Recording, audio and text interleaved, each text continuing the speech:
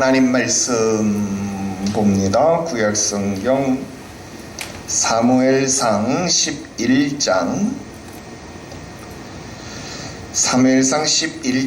14절부터 12장 5절까지 기록된 말씀. 사무엘상 11장 14절부터 12장 5절까지.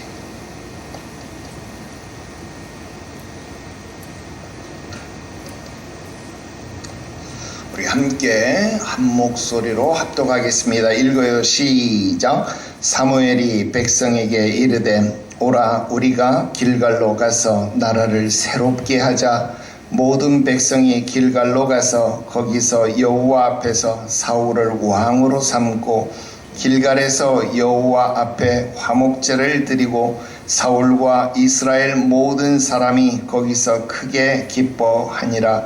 사무엘이 온 이스라엘에게 이르되 보라, 너희가 내게 한 말을 내가 다 듣고 너희 위에 왕을 세웠더니 이제 왕이 너희 앞에 출입하느니라. 보라, 나는 늙어 머리가 휘어졌고 내 아들들도 너희와 함께 있느니라. 내가 어려서부터 오늘까지 너희 앞에 출입하였거니와 내가 여기 있나니 여호와 앞과 그의 기름 부음을 받은 자 앞에서 내게 대하여 증언하라. 내가 누구의 소를 빼앗았느냐? 누구의 나귀를 빼앗았느냐? 누구를 속였느냐? 누구를 압제하였느냐? 내 눈을 흐리게 하는 뇌물을 누구의 손에서 받았느냐? 그리하였으면 내가 그것을 너희에게 갚으리라 하니 그들이 이르되 당신이 우리를 속이지 아니하였고 압제하지 아니하였고 누구의 손에서든지 아무것도 빼앗은 것이 없나이다 하니라. 사무엘이 백성에게 이르되 너희가 내 손에서 아무것도 찾아낸 것이 없음을 여호와께서 너희에게 대하여 증언하시며 그의 기름 부음을 받은 자도 오늘 증언하느니라 하니 그들이 이르되 그가 증언하시나이다 하니라. 아멘. 할렐루야. 오늘 계속해서 사무엘상 강의 36번째 시간이 되겠습니다. 오늘 말씀의 제목은요, 나라를 새롭게 하는 일, 이렇게 정해봤습니다. 여러분, 11장 말씀부터는 우리가 그냥 공부를 하면 안 된다, 그런 말씀을 여러분들에게 이미 드린 바가 있죠. 11장부터는 우리가 그냥 공부를 하면요, 머릿속에 이렇게 집어넣으면 그냥 이렇게 빠져나가 버려요.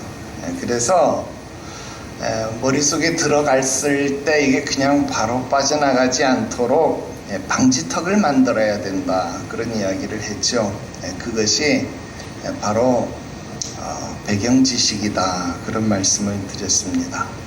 이 배경지식이라고 하는 것은요, 단순히 역사적 배경을 아는 것, 그런 것을 말하는 것이 아니고요, 그 당시를 이해하는 모든 이야기들을 하나로 묶어낼 수 있는 그런 통찰할 수 있는 하나의 이야기로 묶어낼 수 있는 그런 구조물을 말하는 것이다, 그런 이야기 제가 지난번에 드린 적이 있지요. 오늘도 그 구조물을 제가 여러분들에게 만들어 드려야 합니다. 흔히 이 11장 14절부터 12장 전체, 그러니까 12장 25절까지 말씀으로요, 사무엘의 고별 설교다, 그렇게 이야기를 해요. 그런데 그냥 이렇게 사무엘의 고별 설교 이렇게 해서 여러분 이야기를 듣잖아요. 그럼 여러분 이렇게 들어갔는데 이렇게 빠져나가 버려요. 사무엘 고별 설교, 지금 제가 여러분들에게 이야기했잖아요. 근데 여러분, 사무엘 고별 설교라는 말이 여러분 머릿속에 지금 한 번이라도 남아있는 적이 있었나요? 한 번도 남아있는 적이 없어요. 더군다나 여러분 성경책, 특히 우리 개역개정성에 얼마나 친절하게 되어 있는지 여러분 12장 위에 보면 사무엘의 마지막 말, 그 그렇게 하고 제목까지 적어 놔줬잖아요. 그죠? 그런데도 불구하고 여러분 성경을 1년에 5번, 6번씩 읽은 또는 뭐 그 이상을 읽은 여러분들임에도 불구하고 여러분 어때요? 사무엘의 마지막 말? 사무엘의 고별 설교? 이런 게 여러분 머릿속에 남아 있었나요? 천만에요. 한 번도 여러분 머릿속에 남아 있었던 적이 없다 하는 거예요.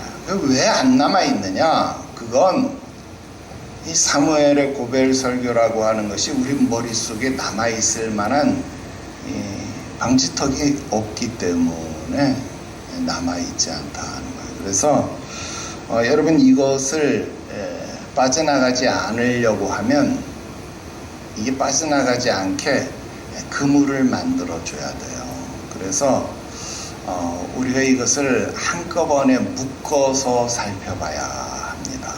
한꺼번에 묶어서 살펴봐야 되는데요. 우리가 그동안 이 고별 설교라는 말을 여러 번 들어본 적이 있어요. 대표적인 게 모세의 고별 설교 이런 말을 들어본 적이 있죠. 우리가 신명기서를 공부했는데 신명기서는 모세의 고별 설교 3편이 수록되어져 있다. 그런 이야기 했었죠. 3편인 거 몰랐어요? 신명기서는 모세의 고별 설교가 들어있다. 그래서 모세의 고별 설교 이런 이야기를 했고요. 또 우리가 여호수아서도 공부했는데 여호수아서에도 보면 여호수아의 고별 설교가 들어있다. 우리 이거 공부했다는 거예요. 그러니까 자 모세도 고별 설교를 했고 여호수아도 고별 설교를 했구나. 자 여기까지는 우리가 알 수 있다 하는 거예요. 자 그리고 지금 우리가 세 번째 중요한 인물 사무엘도 고별 설교를 하는구나. 이렇게 하면 이제 중요한 인물은 고별 설교를 하는구나 이렇게 생각을 할 수 있어요. 근데 고별 설교 그렇게만 하면 또 여러분들이 잘 잊어먹을 수 있거든요. 고별 설교를 오늘날 말로 바꾸면 여러분 무슨 말이냐면요, 퇴임식 할 때 하는 퇴임사 뭐 이렇게 이야기를 하면 여러분들이 조금 이해하기도 쉽고 기억하기도 쉽습니다. 그런데 여러분 퇴임사는 아무나 하는 것이 아니고 여러분 우리 뉴스에도 보면 뭐 검찰총장 퇴임식 하면서 퇴임사하고 뭐 장관 이취임식 하면서 이 퇴임사, 이임사 뭐 이런 걸 하잖아요.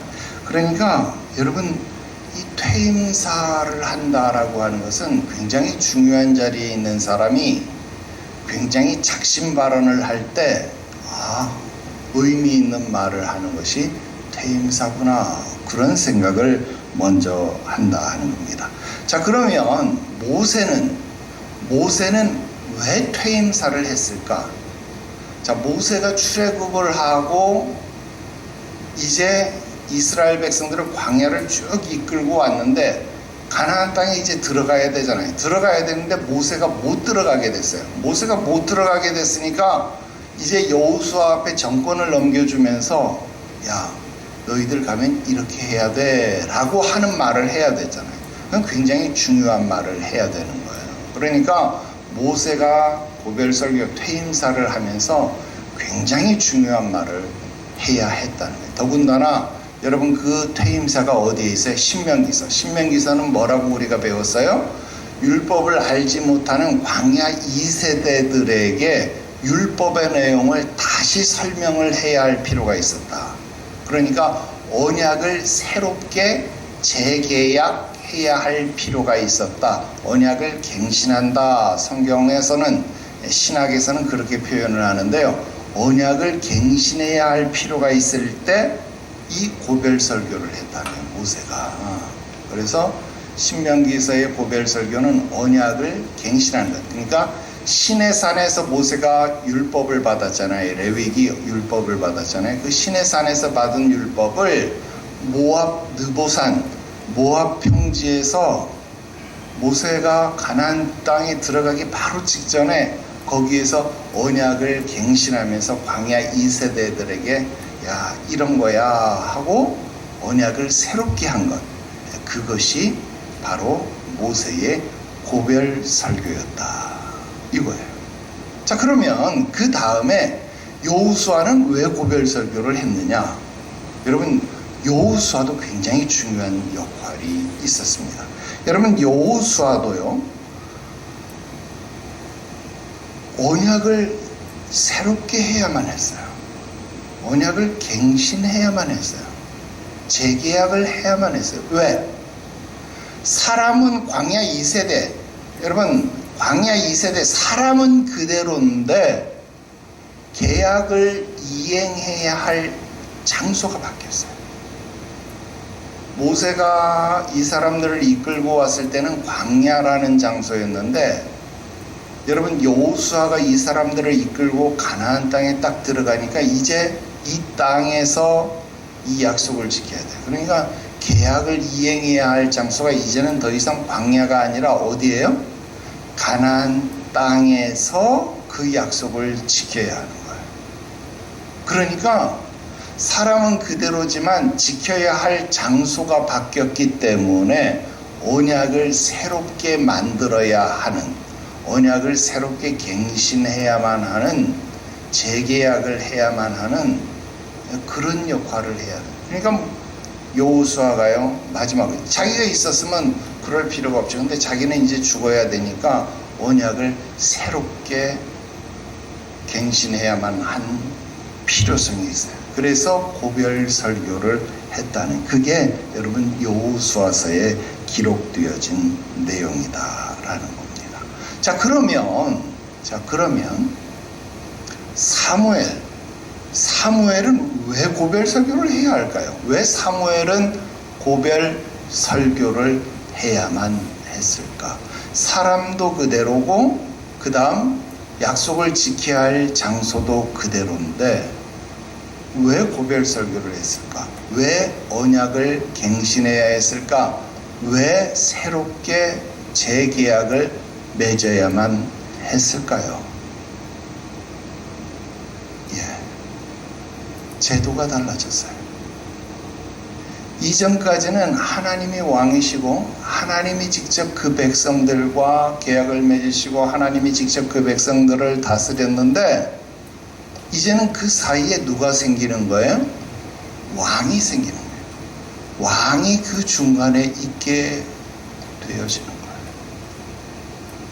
제도가 바뀌니까, 여러분, 제도가 바뀌니까 다시 계약을 새롭게 맺어야 할 필요성이 생겼다라고 하는 겁니다. 그러니까 여러분, 이게 굉장히 중요한 문제가 생긴 거죠. 그러니까 지금 사무엘도 고별 설교를 하는 거예요. 사무엘이 계속 천년만년 살면 언약을 갱신할 필요가 없죠. 왜? 사무엘이 계속 그 언약을 집행해 나가면 되니까. 근데 사무엘이 이제 자신은 늙고 머리가 희어졌고 이런 이야기 하잖아요. 자기는 이제 더 이상 이것을 감당할 능력이 없어요. 그러니까 누구를 하는 거예요? 이제 언약을 갱신을 하는 거예요. 언약을 새롭게 하는 거예요. 그래서 이제는 이 일들이 이루어져 나갈 수 있도록 언약을 새롭게 하는 거예요. 고별 설교가 필요하다 하는 것입니다. 그래서 이런 관점으로 12장 전체, 12장 25절까지의 내용들을 우리가 살펴봐야 된다라는 겁니다. 자, 이제 무슨 내용인지 아시겠죠? 모세의 고별 설교는 사람이 바뀌어서 언약을 갱신했어요. 자, 여호수아의 고별 설교는 약속의 장소, 언약의 장소가 바뀌어서 고별 설교를 했어요. 자, 그 다음 사무엘의 고별 설교는 제도가 바뀌어서 고별 설교를 했어요. 그 다음 여러분, 무슨 다윗의, 그 다음 예루살렘 성전이 건축되면서 크고 작은 아주 약간의 언약의 갱신들이 있어 왔어요. 그러나 여러분, 그것들은 중요한 의미를 갖는 것이 아니고요. 그 다음 언약의 갱신이 또 한 차례 있었습니다. 언제요?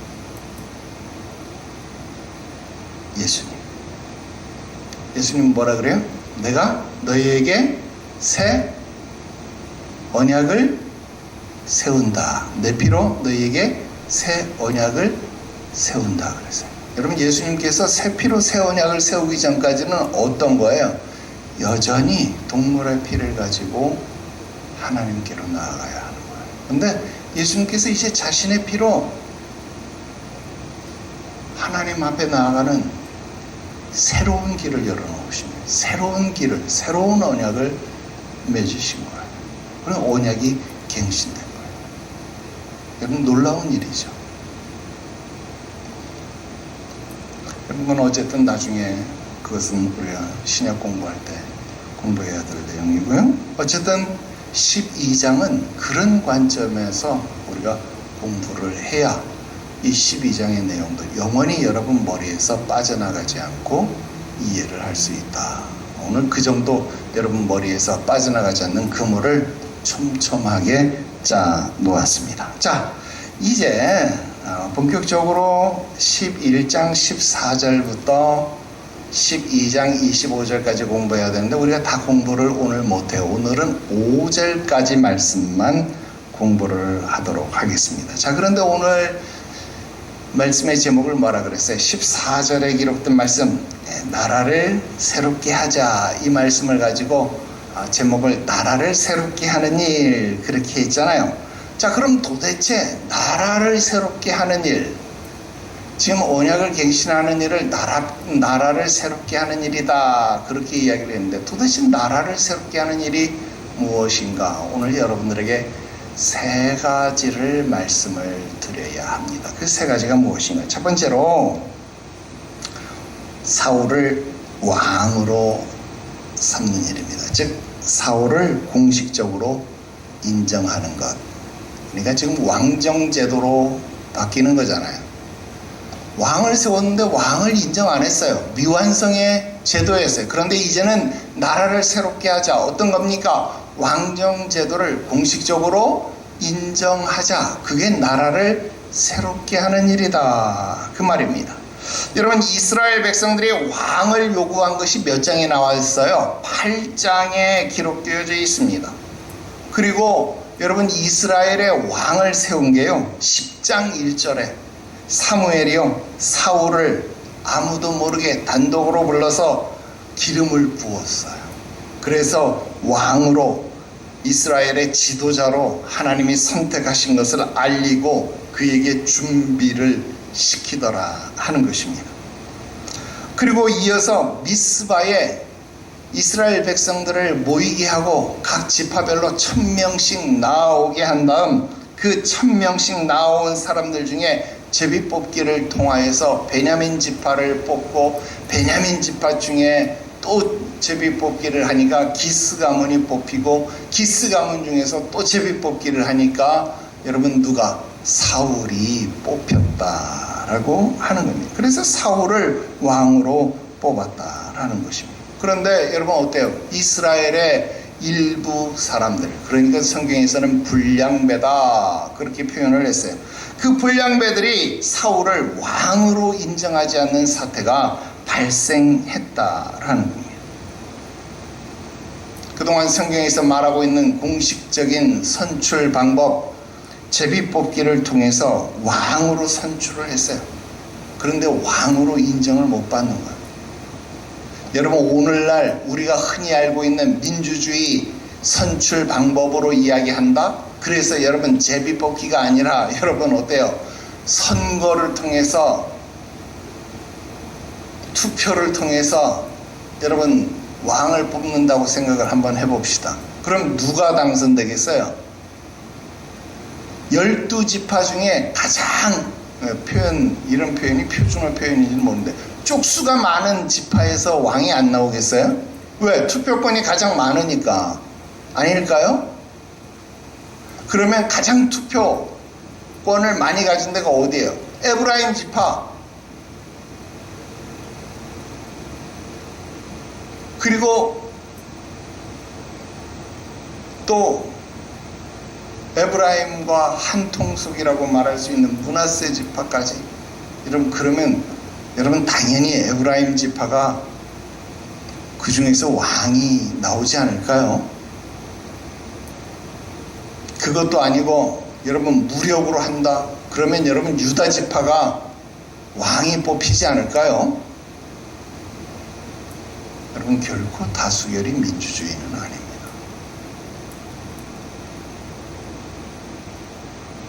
결코 다수결이 옳은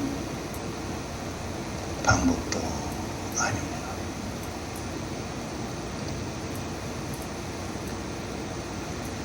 그래서 왕으로 선출되었지만 사울의 왕으로 인정을 받지 못하는 거예요.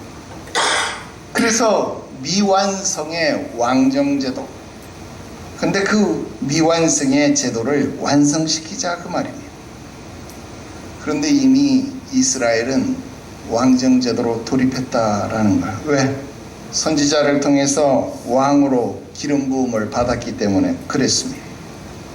그리고 그 기름 부음의 정당함이 하나님에 의해서 증명되었다는 거예요. 10장 10절에 보면 하나님의 신에 크게 감동되어서 사울은 예언을 했습니다.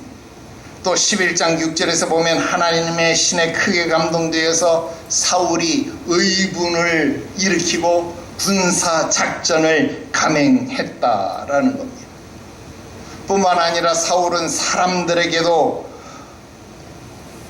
인정을 받기 시작했습니다. 그래서 공식적으로 여러분 10장에서 제비뽑기를 통해서 일부 분량배는 인정하지 않았지만 그럼에도 대부분 하나님에 의해서 감동된 자들은 그를 왕으로 인정해서 왕의 만세를 부르지 않았습니까? 그리고 또 11장에서는 백성들이 원하는 것처럼 그들을 위한 전쟁을 수행하는 모습이 사울에게서 발견되었다라는 겁니다.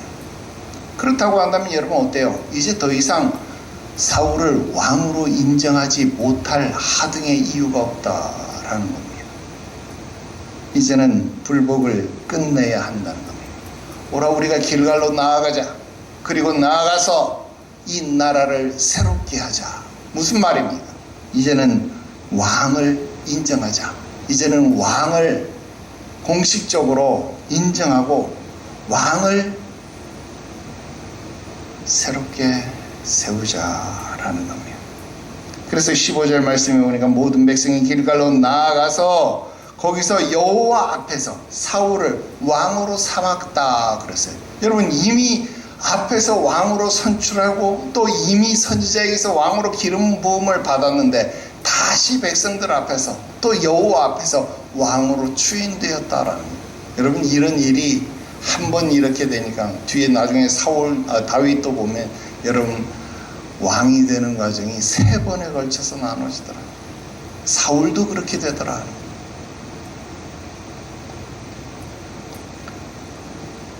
여러분 나라를 새롭게 하는 일, 미완의 왕정제도를 완벽하게 시작하는 시발점, 그 시작을 알리는 것이다 라는 것으로 우리가 이해를 해볼 수 있습니다. 자, 두 번째, 나라를 새롭게 한다 라고 하는 것이 무엇을 의미하는가? 그것은 여호와 앞에 화목제를 드리는 것이다 라는 겁니다. 여러분 우리가 레위기서에서도 공부를 했지만 화목제라고 하는 게 뭡니까? 화목제는요, 제물에서 한 부분을, 가장 좋은 부분을 하나님 앞에 드려서 태우고 그 다음 제물을 드린 것을 가지고 나머지 부분을 제사장과 또 제물을 드린 자들과 온 백성이 함께 나누어 먹으면서 감사와 기쁨 그리고 화목과 친교가 이루어지는 잔치와 같은 제사, 그것이 바로 화목제다라는 거예요. 왜 화목제가 되었을까요? 제사를 드림으로 하나님과 제사자가 화목해지는 게 화목제고, 제사장과 제사를 드리는 사람이 화목해지는 것이 화목제고, 제사를 드리는 사람과 일반 백성들이 화목해지니까 화목제다라는 거예요. 그리고 일반 백성과 일반 백성이 화목해지니까 화목제다라고 하는 것입니다. 특히 이번에 드려지는 나라를 새롭게 하는 일에 하나님 앞에 드려지는 이 화목제는 어떤 의미를 갖는 거예요? 여러분, 암몬의 나스를 무찌르고 여러분 승리를 한 일에 대해서 하나님 앞에 승전의 보고를 드리는 여러분 그와 같은 화목제 아닙니까? 하나님의 은혜로 우리가 승리를 했습니다. 하나님 앞에 승전 보고를 드리는 화목제사다라는 겁니다. 뿐만 아니라 이스라엘의 왕정이 시작되었습니다. 왕정의 시작을 알리는 화목제이다라는 겁니다. 여러분 왕정의 시작이라는 것은 무엇입니까? 우리가 앞에서도 공부했지만 이스라엘이 더 이상 나를 왕으로 삼지 않는 것이다. 하나님이 그렇게 말씀하셨잖아요. 사무엘에게. 여러분 그러면 무슨 말이에요? 이스라엘 백성과 하나님 사이에 지금 반목이 생긴 거잖아요. 그 왕정이 시작된다라고 하는 것은 하나님과 이스라엘 백성 사이가 좋아지는 게 아니라 나빠지는 거잖아요. 그런데 왕정이 시작되는데 하나님이 화목제를 받으신다라는 것은 이 일을 수긍하신다라는 거죠. 여러분 이 일에는 화목제가 필요하다라는 거예요. 또 뿐만 아니라 여러분 왕이 세워졌는데 왕을 인정하지 않았잖아요. 여러분 정치 보복이 생기면 어떡할 겁니까? 안 되잖아요. 그러니까 왕과 백성들 사이에 화목제가 필요하잖아요. 그러니까 이 화목제는 꼭 있어야 되는 겁니다. 그리고 우리가 앞에서 어떻게 했습니까? 여러분 길르앗 야베스 사람들이 뭐라 그랬어요? 아니 사울을 인정 안 하는 사람들이 어떤 놈들입니까? 우리 이런 말 했었잖아요. 어떤 놈들이에요? 그들을 우리 앞에 이끌어내 주세요. 우리가 그들을 다 죽여버리겠습니다. 이런 말 했잖아요. 백성과 백성이 어떻게 했어요? 반목했잖아요. 그러니까 백성과 백성 사이에 뭐가 필요해요? 화목제가 필요하다는 거예요. 그러니까 나라를 새롭게 하는 일에 지금 국민통합위원회가 있어야 되는 것처럼 여러분 화목제가 지금 필요한 상황이다라는 거예요.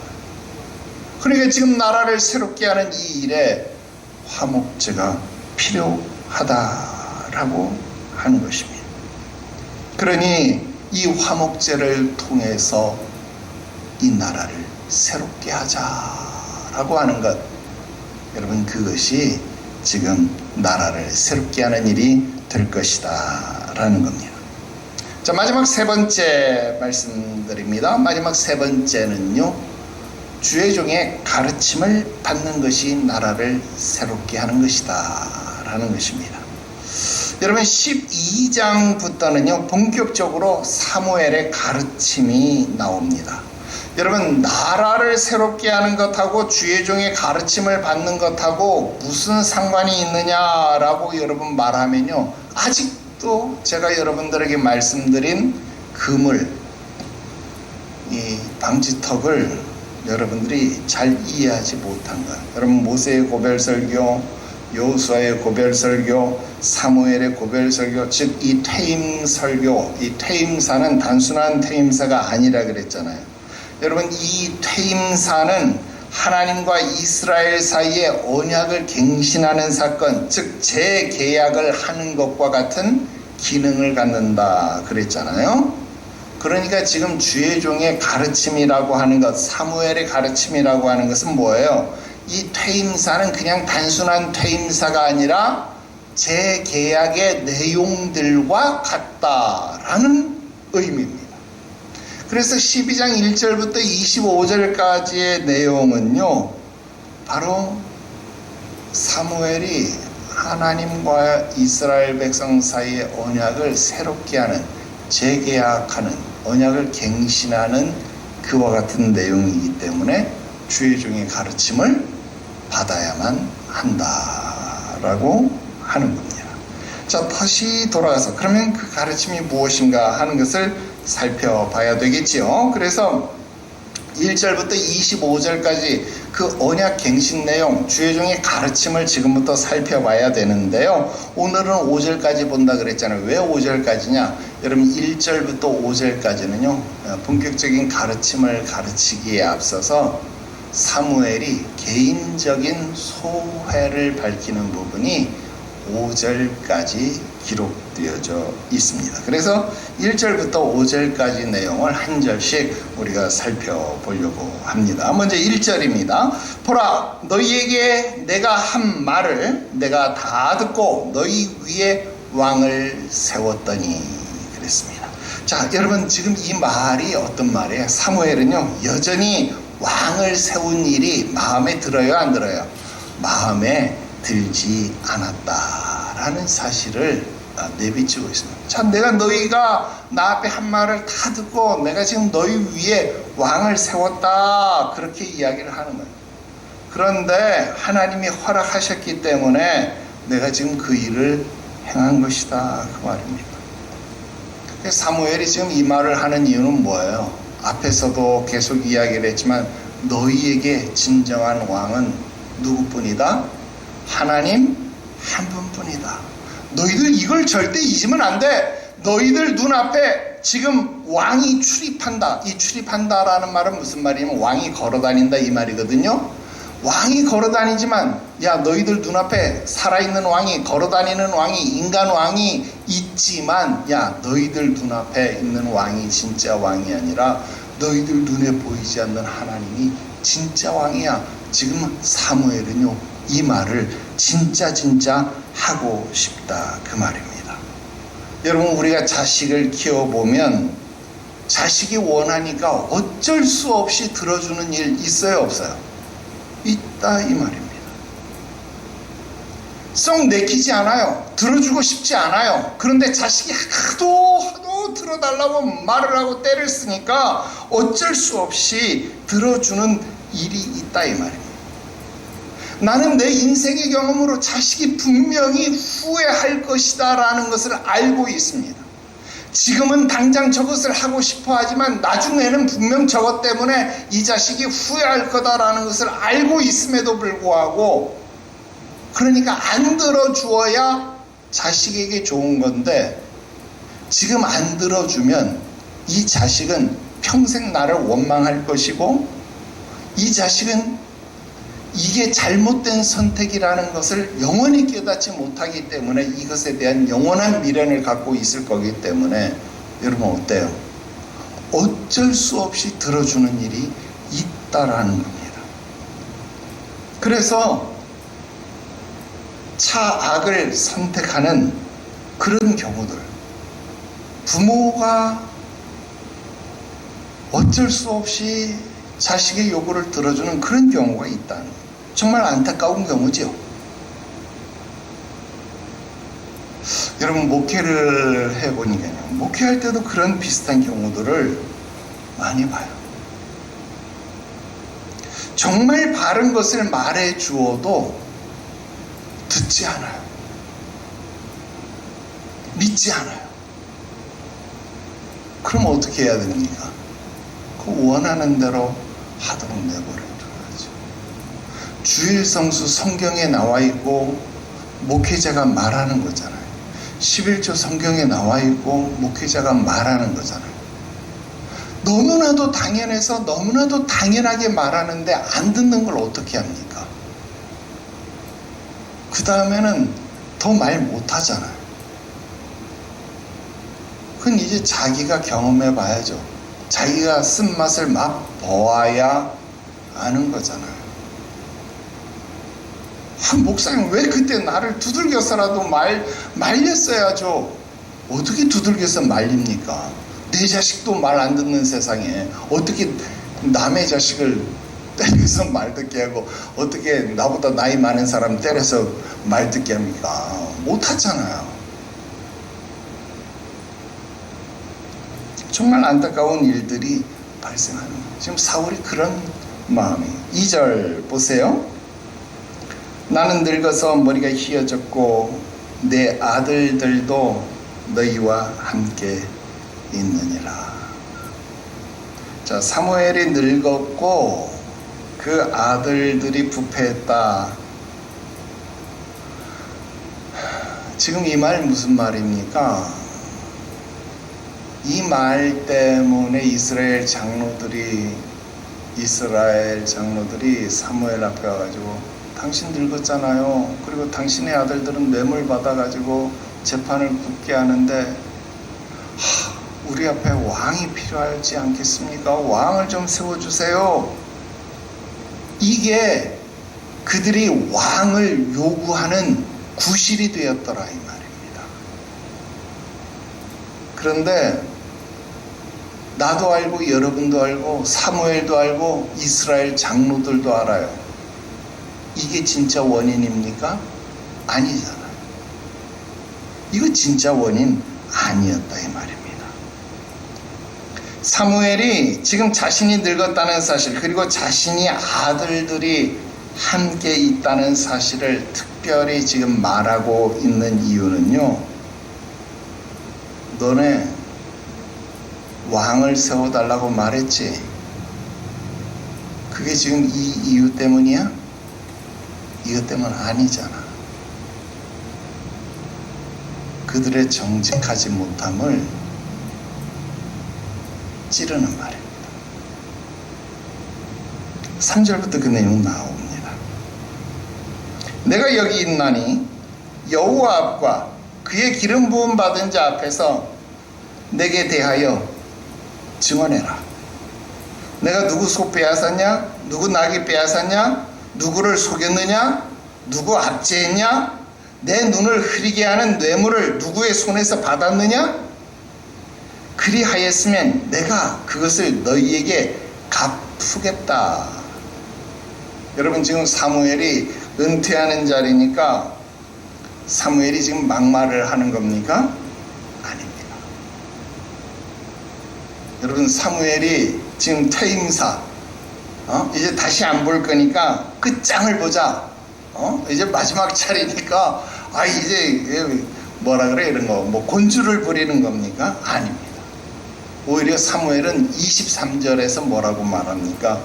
나는 너희를 위해서 기도하기를 쉬는 죄 여호와 앞에서 결단코 범하지 않고 선하고 의로운 길을 너희들에게 끝까지 가르칠 거다.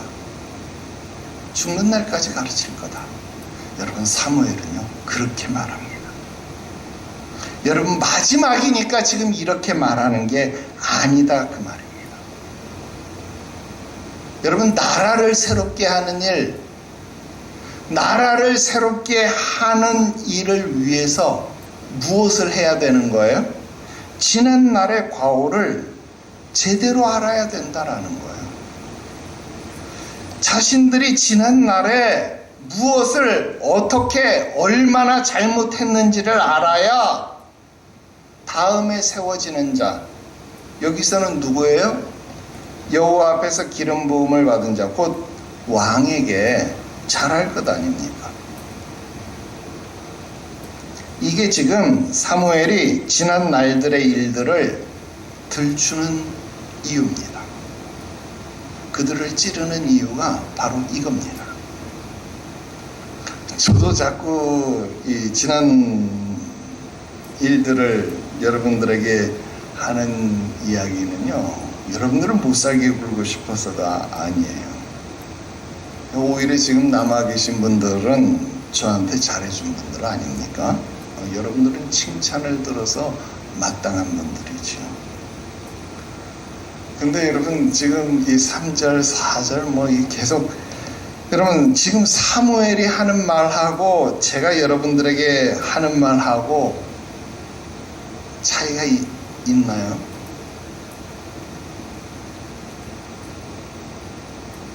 여러분, 얼마나 나를 억울하게 만든 일들이 많았습니까? 네? 내가 교회에 10원 한 장이라도 손해나게 한 일들이 있었나요? 또 정확하게 말하면 내가 개인적으로 교회 헌금을 유용한 일을 그런 일들이라도 있었나요?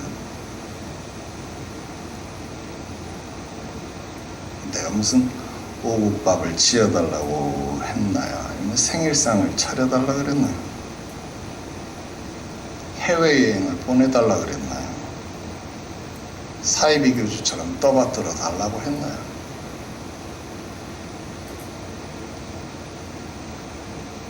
자기가 무슨 미스 코리아라도 돼서 손잡으면 안 됩니까? 그럼 부임하는 첫날 악수도 하면 안 되는 거예요?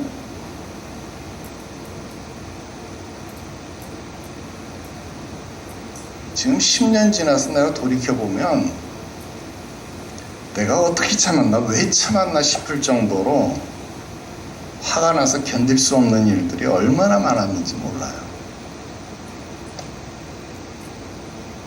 사무엘이 말하잖아요.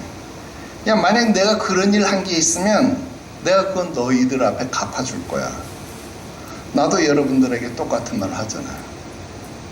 만일 그런 증거 하나라도 가지고 오면 내가 다 갚아드릴게요. 그런데 그게 거짓이고 상상으로 하신 말들이라고 한다면 나중에 하나님 앞에서 스스로 책임지면 됩니다.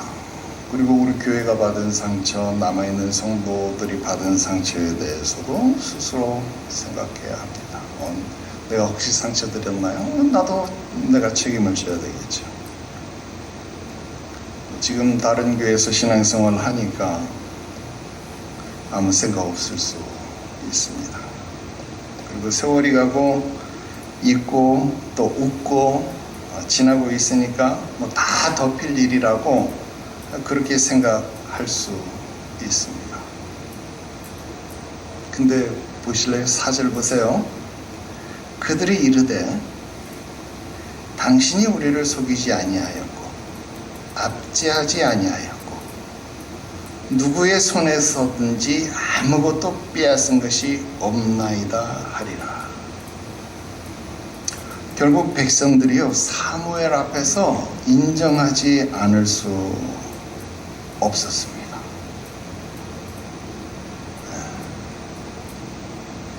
여러분, 사무엘은요,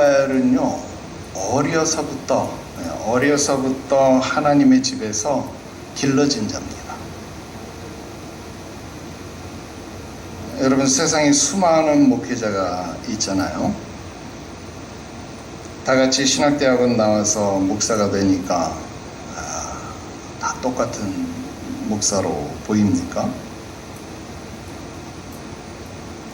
바울이 말했잖아요. 큰 집에는 귀 쓰는 그릇도 있고 천이 쓰이는 그릇도 있다. 그래서 나는 귀 쓰는 그릇, 어떤 사람은 천이 쓰는 그릇, 그런 표현 아니에요. 성경 똑바로 해석할 줄 알아야 합니다. 귀 쓰는 그릇도 있고 천이 쓰는 그릇도 있어요. 자, 그런데 잘 보세요. 어떤 그릇은요, 간장, 된장을 담그기 위해서 항아리도 있고요. 똑같이 간장, 된장을 담는데 그것을 찍어 먹기 위해서 요만하게 만든 종자기도 있다 이 말이에요. 똑같은 간장, 된장을 담는데 항아리도 있고 종자기도 있습니다. 여러분, 세상에서 도둑질 하다가 60살이 돼가지고 교도소에서 살다가 하나님 만나서 회심하고 신학 공부하고 목사가 된 사람이 있는가 하면, 여러분, 그런 분 제가 폄훼하는 사람 저 절대 아닙니다. 어떤 사람은요, 어려서부터 목사가 되기 위해서 준비된 사람이 있어요. 아니, 어떤 사람은 아예 태중에서부터 본인이 원하든 원하지 않든 태중에서부터 주의 종으로 써달라고 부모의 소원으로 드려지고 일평생을 목사가 되기 위해서 교육받아오고 준비되어진 자가 있다 이 말입니다. 누가 더 귀하다고 말하는 것이 아니라 적어도 어떤 목사는 종자기로 쓰여지는 목사구나, 어떤 사람은 항아리로 쓰여지는 목사구나, 그 쓰임새는 구분해 줄 알아야 될 것 아닙니까? 여러분, 이스라엘은요, 사무엘을 지금 잡범 취급을 하지는 않았지만 적어도 그 자식들의 부패함을 이용해 가지고 도매급으로 사무엘의 사사직까지 싸잡아 비난하면서 왕을 요구해 버린 거예요. 여러분, 엘리가 그렇게 해서 망한 것 이해했죠? 적어도 사무엘이 어려서부터 온 이스라엘, 베델에서 단까지 그가 하나님의 사람으로 선지자로 인정받고 있었다 이 말이에요. 그런데 그런 사무엘까지 그들이 버리면서 우리에게 왕을 달라고 그렇게 요구한 거라 이 말입니다. 그러니 사무엘이 서운하죠.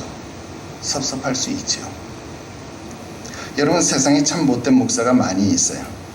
여러분, 그런 못된 목사 얼마나 많이 만나셨길래 여러분, 그런 목사들 때문에 4대에 걸친 신앙에 온 집안이 목회자인 우리 집, 또 그것도 어려서부터 지금까지 교회 이외에 다른 경험이 전혀 없는 저에게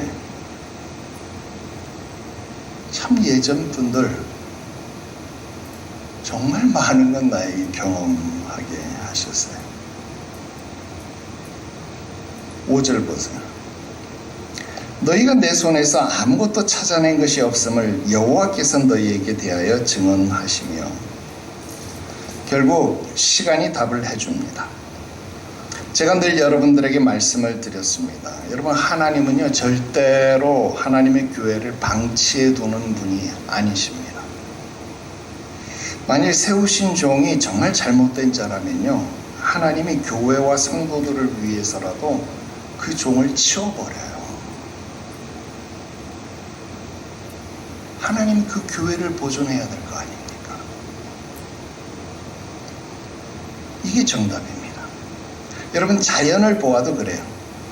여러분, 나뭇잎이 떨어지고 나뭇가지가 말라 비틀어져서 떨어지는 이유가 뭡니까? 나무를 살게 하기 위해서 아닙니까? 나무가 살기 위해서 병든 가지, 병든 잎을요 떨어뜨려야 그 나무가 사는 거예요.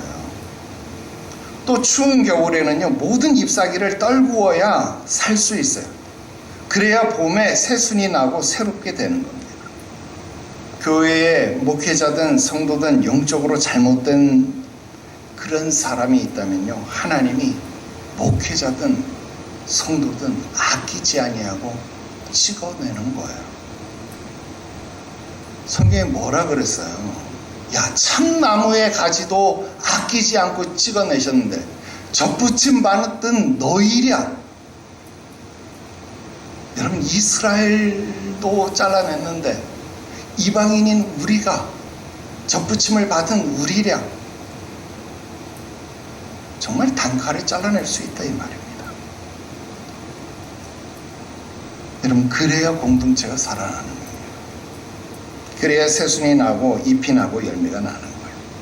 나는 다시 우리 교회가요 푸르른 상수리나무, 밤나무로, 그것도 아주 건강한 나무로 무성하게 될 거라고 믿어요. 비록 나무 밑둥 그루터기만 남아있어도 그게 교회가 사는 방법이고 하나님의 이치인 것을 알기 때문에 그렇습니다. 5절 보세요. 그들이 이르되 그가 증언하시나이다. 누가? 하나님이 그것을 증언하신다 이 말입니다. 분명 우리 교회도 또 여러분도 우리 교회의 역사를 통해서 분명히 이 일을 말하게 될 것입니다. 나는 확신합니다. 오늘은 여기까지입니다. 나라를 새롭게 합시다. 교회를 새롭게 합시다. 여러분 가정을 새롭게 합시다. 여러분의 신앙을 새롭게 합시다. 기도드리겠습니다. 거룩하신 하나님 아버지, 비록 아프고 힘들고 어려운 일임에도 불구하고 썩은 모건을 잘라내고 새살이 돋게 하고 새로운 신앙으로 일어서게 하시는 주의 말씀, 주의 은혜 주시는 것을 감사합니다. 잘못된 것을 바르게 하고 굽은 것을 펴지 않고서 어찌 진리라고 말할 수 있으며 어찌 바른 것을 말할 수 있겠습니까? 오늘 우리로 하여금 모든 일에 주의 말씀 기준에 바로 서게 하여 주시옵시고 바르게 배우고 바르게 익혀서 하나님 보시기에 합한 모습으로 변화될 수 있도록, 하나님의 나라를 새롭게 할 수 있도록, 교회를 새롭게 할 수 있도록, 가정을 새롭게 할 수 있도록, 우리의 신앙을 새롭게 할 수 있도록 하시옵소서. 하나님의 법을 내 마음에 인정하고 새롭게 하게 하여 주시옵소서. 하나님의 뜻을 순종하여 오늘 내 마음에 따르게 하시옵소서. 우리가 신조를 배우면서 신조 승인식을 기억한 것처럼 내 마음에 주의 말씀을 승인하여 따르겠다고 결심하는 온전한 믿음의 자녀들이 되게 하여 주시옵소서. 주님 오실 날이 심히 가까웠사오니 연약한 사람의 감정이 휘둘려 잘못된 일에 넘어지는 자 되어지지 말게 하시옵시고, 그날이 가까움을 바라보면 바라볼수록 배우고 확신한 일에 바로 서는 주의 자녀들이 되게 하시옵소서. 거룩하신 구주 예수님의 이름으로 기도드리옵나이다. 아멘.